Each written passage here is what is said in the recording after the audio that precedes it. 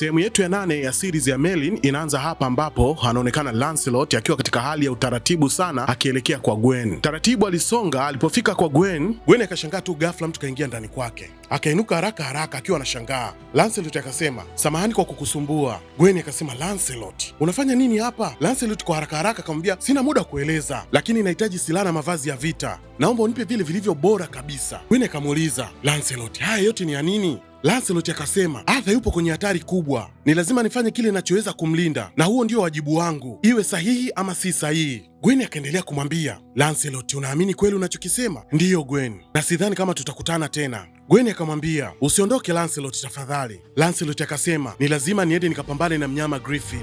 Upande huu wa pili alionekana Merlin akiendelea kufanya majaribio ya kichawi kupitia kisu ambacho alikuwa amekishikilia muda wote mkononi. Kila alipokuwa akijaribu, jambo lilikuwa linashindikana. Aliendelea kuongea lugha za kichawi, lakini jambo lilikuwa linashindikana. Merlin alikuwa kama mchanganyikiwa. Guys akamwambia, "Merlin, bado haujawa tayari." Merlin akamwambia, "Guys, sikiliza. Hili jambo ni kubwa sana. Mimi na hakika sina nguvu za kuweza kupambana na yule mnyama. Ndio maana kila anachojaribu kinashindikana." Guys akamwambia, "Hapana Merlin, haujawa tu tayari. Mimi naamini unaweza." Mara ghafla akaingia Gwen. Gwen akawaambia, "Lancelot ameachiwa na sasa anaenda kupambana na mnyama Griffin kwa ajili ya kulinda ufalme wa Camelot." Merlin bila kupoteza muda aliacha kuendelea na uchawi, akakimbia mbio mbio kumfuata Lancelot alipo.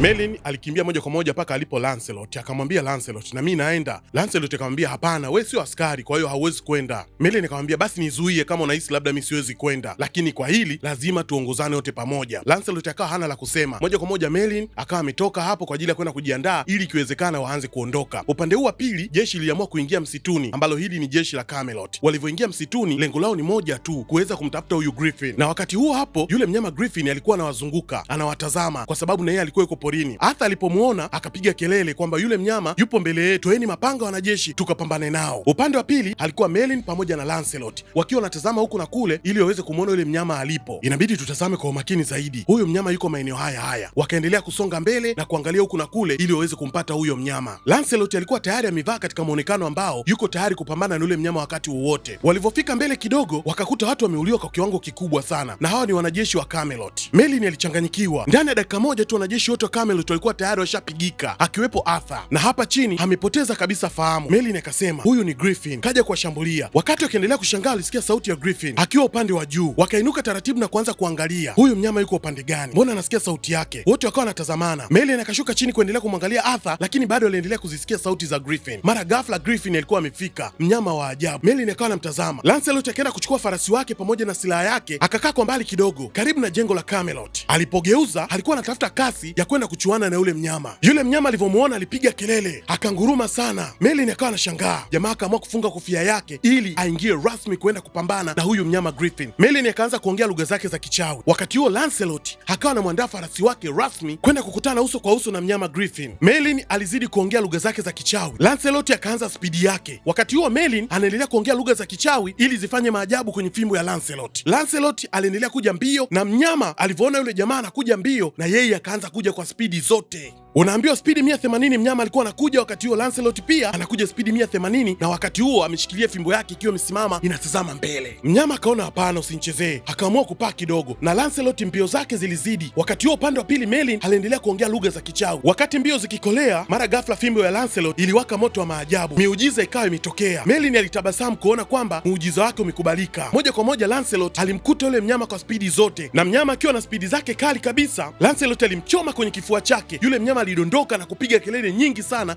na moja kwa moja akawa amekata roho. Merlin alishangilia sana, alifurahi kuona kwamba yule mnyama tayari wamemshinda. Alishika kichwa, hakuamini, na Lancelot aligeuka akawa anatazama upande wa pili alipo Merlin. Merlin akawa anasema, "Siamini, umeshinda." Lancelot akawa anabakia anashangaa, tumemuua. Upande wa pili fahamu za Arthur zilirudi, akaanza kuamka. Merlin akakimbia mbio mbio ili Arthur asimuone, akabakia Lancelot peke yake. Arthur anaangalia mbele, analiona lile mnyama limedondoka, na kwa mbali anamuona Lancelot, akabakia anashangaa. "Lancelot, ina maana umemuua huyo mnyama?" Lancelot akaitikia tu, "Ndio." "Acha utani Lancelot, umemuua huyo mnyama?" Hata kuamini. Merlin alikuja mbio mbio kwa Guys, na alipofika alifurahi sana. Guys akamwambia, "Umefanikiwa?" Merlin akamwambia, "Ndio, tumefanikiwa kumuua." Wakakumbatiana wakiwa katika hali ya furaha sana, kwa sababu lengo lao ilikuwa ni kumalizana na Griffin.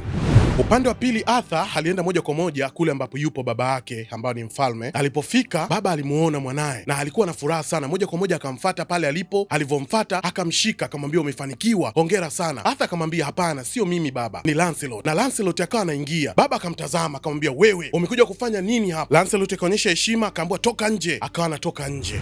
Wakati Lancelot akiwa yuko nje akisubiri oda ya mfalme, mara ghafla alifika Merlin. Merlin akamwambia, unafanya nini hapa? Lancelot akamjibu, nipo hapa kupambania hatima yangu. Merlin akiwa anaendelea kuongea na Lancelot akamwambia, usijaribu kunidanganya, ulisema umeua Griffin. Lancelot akasema, hapana, sikuua Griffin. Merlin akamwambia, huo ni uongo kabisa. Lancelot akamjibu, lakini kaa ukijua nilikuona na nilisikia kila kitu. Usijali, siri yako iko salama kwangu, nitaitunza. Lakini ukweli ni kwamba siwezi kuchukua sifa ya kitu ambacho sijakifanya, na kuanzia leo hii hakutakuwa tena na uongo wala kuficha kitu. Merlin akasema, sawa, kwa hiyo utafanya nini sasa? Lancelot akamjibu, kuna kitu kimoja tu ambacho naweza nikakifanya. Arthur akiwa na hasira na kupaniki alimwambia baba yake, baba tafadhali niache mimi nimsaidie Lancelot, nitakubali matokeo yake. Mfalme Uther akamtazama mwanaye, lakini Lancelot alivunja sheria za Camelot. Sheria lazima iheshimiwe. Arthur akamjibu baba yake, lakini alifanya hivyo kwa heshima, nakumbuka alinilinda na kuniokoa. Mfalme Uther akasema, matendo mazuri hayafuti kosa la kuvunja sheria, na sheria ni sheria tu. Arthur akamjibu baba yake, basi kama sheria haiwezi kubadilika hata inapokosea, ina maana ni sheria mbaya. Mfalme Uther akageuka na kumtazama mwanaye. Arthur, hawezi kusema hivyo, hii sheria inalinda Camelot. Arthur akamjibu baba yake, lakini unamwadhibu mtu ambaye alifanya jambo sahihi kwa moyo wake. Mfalme akiwa ametulia akamjibu mwanaye, Arthur, unavuka mipaka sasa. Arthur akamwambia baba yake, basi niambie, haki iko wapi? Kama sheria haiwezi kusikia ukweli. Baba aliishiwa pozi, maana mwanaye kamvimbia. Wakati mfalme Uther akiendelea kuongea na mwanaye Prince Arthur, mara ghafla mlango ulisukumwa kwa nguvu na akaingia Lancelot. Mfalme akasema, nani kakuruhusu uingie? Arthur akageuka nyuma akamwona Lancelot ameshikiliwa na wanajeshi wa Camelot. Mfalme akasema, mwacheni. Haya, wewe umekuja kufanya nini hapa? Lancelot akaanza kuongea, nimekuja kuomba msamaha mfalme, niliwadanganya nyote na hilo limesababisha mgogoro kati yenu, na kuanzia sasa siwezi kubeba hilo kosa tena, ninaondoka. Arthur akasema, subiri Lancelot. Lancelot akaendelea kuongea, naomba unielewe Arthur, hii ndiyo njia pekee ya kutafuta amani Camelot. Arthur akasema, lakini tayari ulijionyesha kama mtu mwema. Kwa mtazamo wangu mimi naona bado. Arthur akaingiwa na uchungu akamwambia, hapana, usiende. Lancelot akamwambia, lazima niende. Arthur akamwambia, tafadhali fikiria tena. Lancelot akasema, nimeamua, inabidi niondoke. Arthur aliumia sana, alimtazama Lancelot kwa maumivu makali sana. Wakati huo mfalme alikuwa hana la kusema, amebakia anashangaa. Merlin pamoja na guys wakiwa juu kabisa kwenye jengo la Camelot walikuwa wanatazama chini, ambapo huko chini alionekana Lancelot akiwa anaondoka kwenye mji wa Camelot. Ilikuwa ni majonzi sana kwa Merlin, lakini kwa guys wakawa wanazungumza. Merlin alisema, Lancelot anaondoka ukweli, lakini amepitia matatizo mengi sana hapa, na sasa anaenda mbali kabisa na hili eneo. Yaweza kuwa hiyo ndio njia bora kwake, lakini naumia kumwona akiondoka. Wakati huo chini, Lancelot alikuwa anaonekana akiondoka taratibu na farasi ndani ya mji wa Camelot. Kimoyomoyo akawa anasema, Lancelot, ninaondoka Camelot, ninakwenda kuanza maisha mapya mbali na hapa. Labda siku moja nitarudi nikiwa nimejithibitisha kweli. Wakati huo juu, Merlin akaendelea kumtazama Lancelot akipotelea mbali, akaendelea kuongea kimoyomoyo, siku moja urudi salama Lancelot, lakini naomba usisahau kile ulichoonyesha hapa.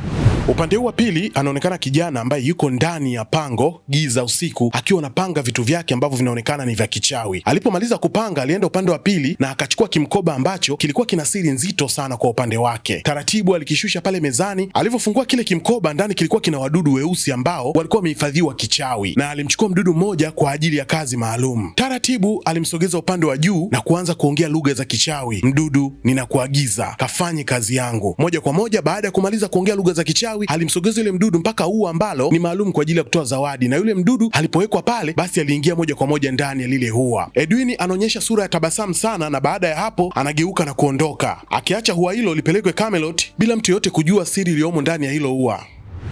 Kwenye ufalme wa Camelot alionekana Gwen akiwa anakuja na lile ua ambalo limetoka kwa yule mchawi, na wakati huo bado hajatambua ndani kuna kitu gani ambacho kimewekwa ndani ya hilo ua. Gwen akamfuata Morgana alipo na kuanza kumwambia, kuna ua umeletewa kwa ajili yako. Morgana akageuka akatazama, kwa ajili yangu? Limetoka kwa nani? Gwen akamwambia, halikuwa na jina la aliyetuma, lakini ni zuri sana, we litazame tu. Morgana akalitazama na akasema, kweli ni zuri, lina harufu nzuri pia, nimelipenda. Gwen akasema, nilijua tu utalipenda, ndio maana nikakuletea haraka. haraka. Morgana akasema asante Gwen, nitaliweka hapa chumbani. Gwen akasema sawa. Baada ya Gwen kukabidhi ua kwa Morgana, alitoka chumbani. Wakati huo Morgana alibaki akitazama ua bila kujua ndani yake kuna mdudu wa kichawi. Ilikuwa ni majira ya usiku ndani ya mji wa Camelot. Mara ghafla alionekana yule mgeni ambaye alitengeneza mdudu wa kichawi na kumweka kwenye ua akiwa anawasili katika mji huu. Mgeni alionekana yuko serious sana, akiwa amevalia nguo jeusi kutokea chini mpaka juu ya kichwa chake, na usoni mwake alikuwa ameharibika sana kama mtu ambaye ameungua moto au alipata ajali mbaya usoni. Na huyu jamaa anaitwa Andrew. Andrew amekuja kwenye mji wa Camelot kwa ajili ya kazi moja tu, na wakati huo akiendelea kutazama huku na kule, alikuwa amelenga kwenye chumba ambacho huwa analala Morgana, na sijui alijuaje kama kile chumba analala Morgana. Baada ya kujiridhisha kwa kile alichokuwa nakitazama, aliingia ndani kwenye mji wa Camelot. Wakati wa usiku kwenye chumba cha Morgana alionekana Gwen akiwa anazima zile taa ili Morgana apate kulala. Wakati huo Morgana akiwa tayari ameshapitiwa na usingizi, lakini aliendelea kugeuka. Sasa kwa pembeni kulikuwa kuna ua lake, na lile ua lilikuwa la yule mdudu, na yule mdudu alianza kutoka taratibu akadondoka kwenye kitanda bila Morgana kujua kile ambacho kinaendelea. Wakati huo yuko usingizini, yule mdudu alianza kupanda taratibu kuelekea kule ambapo amelala Morgana. Na kwa upande wa nje, kama vile mchawi alikuwa anaona kinachoendelea ndani, akawa anatazama, je, nini kinachoendelea? Mdudu aliendelea kupiga hatua taratibu mpaka kufika kwenye kichwa cha Morgana, na lengo lilikuwa ni moja tu, kuweza kutekeleza kazi ambayo ameagizwa na bosi wake. Na alipofika kichwani kwake, alipanda taratibu kwenye shavu lake na moja kwa moja alikuwa anaelekea kwenye sikio la Morgana. Na bahati nzuri Morgana alilala staili ambayo ilimpa uhuru kabisa yule mdudu kuweza kuingia kwenye sikio lake, na mwisho alifanikiwa kuingia kwenye sikio la Morgana. Baada ya siku 2 kupita, Morgana hakuweza kupata fahamu kabisa. Mfalme alienda moja kwa moja kwenye chumba cha Morgana akiwa yupo na Guys. Walianza kuzungumza. Mgonjwa anaendeleaje? Guys akamjibu, hali yake ni mbaya sana, mwili wake umekaribia kuzimika kabisa. Mfalme akauliza, kwa nini hali yake imekuwa hivi na bado haujajua tatizo ni nini? Lakini je, umejaribu kila njia na hakuna kilichosaidia? Maana ni karibu siku 2 zimepita na bado haujapata tiba. Guys akamjibu, ninahofia mfalme, nahisi amepata maambukizi makali kwenye ubongo. Mfalme Uther akamwambia, ni kitu gani kinaweza kusababisha hali kama hiyo? Guys akamjibu, inawezekana ni maambukizi ya hatari, lakini kuhakikishie mfalme, nitafanya kila niwezalo kumponya Morgana. Guys akaondoka akimwacha mfalme akiwa bado anatafakari. Gwen alimtazama Guys na Guys akawa anamtazama Gwen, na Gwen akamuuliza Guys, Morgana anaendeleaje? Guys akamjibu, bado hali yake si nzuri, hadi sasa hatujajua hasa ugonjwa unaomsumbua ni upi. Gwen akapanda mbio akaenda juu kule ambapo yupo Morgana, na Merlin akawa amefika akamuuliza Guys, kuna matumaini ya kupona kweli? Guys akamjibu, ninaendelea kufanya kile ninachoweza, lakini bado sijapata tiba. Merlin akasema, inawezekana kuna kitu tumekosea. Guys akajibu, yaweza kuwa, lakini nitaendelea kuchunguza mpaka nijue chanzo cha huu ugonjwa na nini kilichomsababisha mpaka akawa vile. Merlin akasema, maskini Morgana, lakini natumaini atapona tu, na mimi pia naamini hivyo, lakini kwa sasa tunachoweza kufanya ni kuendelea kumhudumia na kuomba ili hali yake ibadilike awe sawa. Upande wa pili alionekana yule mchawi ambaye anaitwa Edwin. Aliomba kukutana na ufalme wa Camelot na Arthur alitoka nje kwa ajili ya kuweza kuzungumza naye. Samahani sana, ninaitwa Edwin, nimesikia kuhusu hali ya Lady Morgana. Arthur akamuuliza, wewe ni nani? Edwin akajibu, mimi ni tabibu, nimekuwa nikizunguka sehemu nyingi sana kutibu wagonjwa, na leo hii nimekuja Camelot kwa sababu nimesikia kuna mtu anaumwa sana. Edwin akamwambia, niamini, ninaweza nikamtibu mgonjwa wako. Arthur akasimama akamuuliza, unafikiri unaweza kumsaidia? Edwin akajibu, ndiyo, ninaweza kumtibu kabisa. Arthur akasema, tuna mtabibu wetu anaitwa Guys, amejaribu kila kitu lakini hajafanikiwa. Edwin akasema, kila tabibu ana njia yake matibabu, naomba mniruhusu nimwangalie. Arthur akamwambia, kama kweli unaweza kumponya, njoo uonane na mfalme. Edwin akaitikia, asante, na ahidi nitafanya kila niwezalo kumwokoa. Upande wa pili alionekana Merlin akiwa na Arthur. Wakati huo Arthur akiwa amekaa kwenye kiti, lakini Merlin akiwa anatembea huku na kule. Ikawa nampa hofu kubwa sana Arthur. Arthur akasema, Merlin, simama kutembea, unavyokuwa unatembea unanipa wasiwasi. Merlin akasema, usijali, lakini atapona tu Morgana. Merlin akaendelea kutembea akamwambia Merlin, naomba unisikilize, kaa hapo chini. Merlin akakaa. Alivyokaa Arthur akawa anamtazama, akaendelea kujifikiria kwa upande wake. Hata hapo akiwa mezani akaanza kugonga meza. Arthur akaisikia hiyo sauti. Alivyosikia akakereka sana, akaamua kuinuka, akawa anatembea kwenda anarudi. Merlin anamtazama tu, anaenda anarudi. Mfalme Uther, Guys pamoja na Arthur wapo chumbani kwa Morgana. Wakati huo Morgana bado hajitambui na hali yake inaendelea kuwa mbaya. Guys akasema, mfalme, nimeshindwa, siwezi kuendelea kumfanya awe hai kwa muda mrefu, naona amebakiwa na saa chache tu. Arthur kwa hasira akaingilia, hatuwezi kuruhusu Morgana afe. Baba, tafadhali, kuna mtu alikuja jana hapa Camelot na alisema anaweza kumponya Morgana. Guys akamwangalia Arthur akamwambia, hilo haliwezekani, hakuna tiba ninayojua inayoweza kumponya kwa hali aliyonayo sasa. Arthur akasema anasema ana dawa inayoweza kutibu ugonjwa wowote. Guys akasema haiwezekani. Arthur akajibu, kwa ajili ya Morgana si bora hata tumsikilize kwanza, kwa nini mnabisha? Kwani tutapoteza nini tukimsikiliza? Tafadhali baba, ruhusu. Mfalme akamwambia Arthur, huenda ni tapeli tu anayetafuta pesa. Baba, mi sijali kama ni nani, lakini tambua Morgana anakaribia kufa. Kama kuna hata nafasi ndogo kabisa ya kumwokoa, kwa nini tusimpe nafasi? Mfalme Uther akamwangalia Arthur. Sawa, mlete ndani. Arthur alifurahi na moja kwa moja akaenda kumleta yule mchawi Andrew. Mfalme alipofika kwenye kiti chake cha ufalme alikuta Edwin tayari yuko ndani, na moja kwa moja Edwin alipomwona mfalme alipiga magoti na kumpa karatasi la utambulisho wake. Mfalme akamuuliza, wewe ndiye Edwin? Edwin akajibu, ndiyo mfalme, mimi ni tabibu na nimekuja kuwahudumia. Mfalme akamwambia, karibu Camelot, lakini tumewahi kukutana? Edwin akajibu, sidhani mfalme, kama tungewahi kukutana naamini usingenisahau kwa sababu ya kovu hili usoni. Mfalme Uther akamwambia, lakini una uhakika unaweza kumponya Morgana? Edwin akasema, nimekutana na magonjwa mengi sana maishani mwangu na mengi nimefanikiwa kuyatibu, na hata niliposikia kuhusu hali ya Lady Morgana nikaona ni wajibu wangu kuja kumsaidia. Umesema una dawa inayoweza kutibu karibu kila ugonjwa? Edwin akasema, ndiyo mfalme, lakini si rahisi kama watu wanavyofikiria, na kila ugonjwa na njia yake matibabu. Guys akamtazama. Wakati huo Merlin akiwa mbali anamsikiliza kwa makini sana. Guys akasema, mimi ndiye tabibu wa kifalme hapa Camelot, naitwa Guys. Edwin akatabasamu akasema, nimewahi kusikia mengi kuhusu wewe, ni heshima kubwa sana kukutana na wewe. Ningependa kufahamu kutoka kwako, je, unaamini Morgana anaumwa nini? Guys akamjibu, naona maambukizi yamefika kwenye ubongo. Edwin akauliza, na umekuwa ukimtibu kwa dawa gani? Guys akamwambia, nimetumia yaro pamoja na rosemary ili kusaidia mzunguko wa damu kwenye ubongo. Edwin akasema, hilo linafurahisha sana. Guys akamuuliza, wewe ulikuwa unapendekeza nini? Edwin akasema, kwa matibabu uliyompa sioni tatizo, yote yanafaa kama kweli huo ndio ugonjwa wake. Guys akamwambia, kwani wewe unadhani anaumwa nini? Edwin akasema, siwezi kusema kabla sijamchunguza mwenyewe. Mfalme Uther akasema, basi nenda ukamchunguze. Akasema, asante mfalme, lakini nitahitaji vifaa vyangu vya kazi. Arthur akasema, usijali, utapewa chumba cha wageni na mtumishi wangu atakuwa tayari kukusaidia kwa chochote utakachohitaji. Edwin akasema, asante mfalme, nitaanza kazi mara moja. Baada ya mazungumzo, bwana Edwin aliondoka, na wakati huo ufalme wa Camelot bado haujajua fika kwamba huyu jamaa ndiye chanzo cha tatizo la Morgana.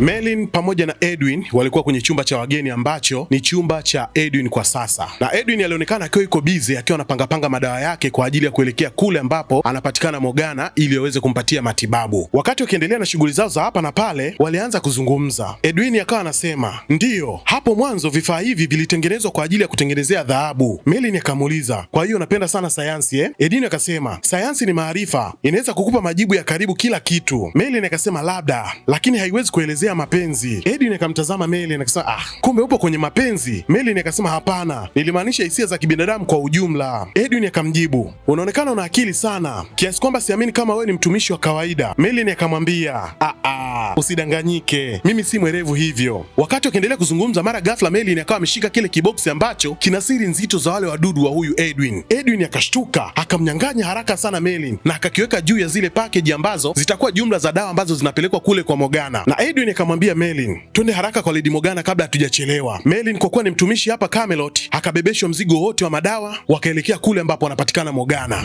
Hatimaye Merlin pamoja na Edwin walifika kwenye chumba cha Morgana. Walipoingia ndani, walimkuta Guys pamoja na mfalme wakiwa wametulia. Edwin akamwelekeza Merlin kwamba nenda kaweke pale hivyo vitu. Tafadhali mfalme, nahitaji kila mtu atoke chumbani kwa sababu ya utulivu na nafasi ya kufanya kazi. Mfalme aliitikia bila kusita na akasema sawa, mimi natoka. Na moja kwa moja mfalme alitoka, yeye pamoja na mwanaye Arthur. Wakati huo Guys aliendelea kutazama kwa umakini sana. Edwin akageuka akamtazama Guys na kumwambia, vipi wewe, mbona umebaki hapa? Guys akajibu, mimi nataka kujifunza unachokifanya. Edwin akamwambia, huu sio wakati wa kufundishana sasa, nahitaji umakini wangu wote, ondokeni. Wakati huo Merlin akiwa ametulia kabisa nyuma ya Guys. Guys alionekana na wasiwasi na hakutamani kabisa kutoka kumwacha huyu jamaa aendelee kufanya matibabu bila kujua nini kinachoendelea. Mfalme akarudi akamwita Guys, toka. Guys kwa kufuata sheria ya mfalme ikabidi atoke, lakini akiwa na wasiwasi mkubwa sana. Edwin akawa anamtazama Merlin kwa jicho kali sana. Merlin akajishtukia, akaona hapana, hapa sihitajiki, akaamua kutoka na mlango ukafungwa. Edwin alipothibitisha kwamba watu wote wametoka, akachukua kile kimkoba chake ambacho kina wadudu ndani, akakiweka kitandani karibu na Morgana na kisha kukifungua. Alipokifungua